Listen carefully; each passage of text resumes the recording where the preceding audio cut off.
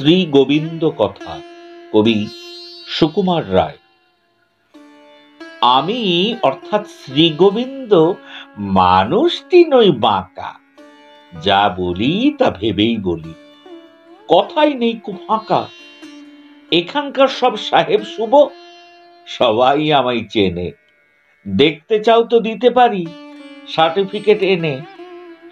ভাগ্য আমায় দেয়নি বটে করতে বিয়ে পাস, তাই বলে কে সময় কাটাই কেটে ঘোড়ার ঘাস।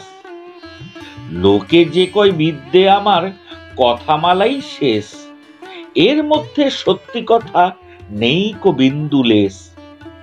ওদের পাড়ার লাইব্রেরিতে কেতাব আছে যত, কেউ পড়েছে তন্ন তন্ন করে আমার মতো।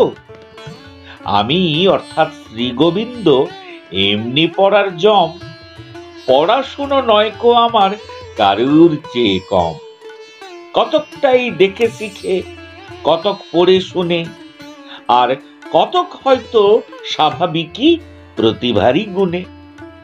উন্নতিটা করছি যেমন আশ্চর্যতা ভারী, নিজের মুখে সব কথা তার বলতে কি আর পারি।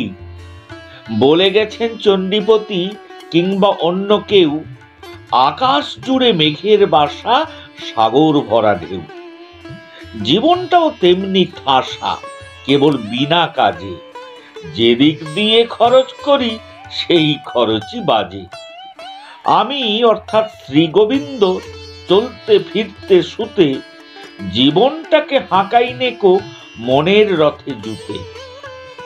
হাইড্রোজেনের দুই বাবাজি, অক্সিজেনের এক, নৃত্য করেন গলাগলি কাণ্ডখানা দেখ।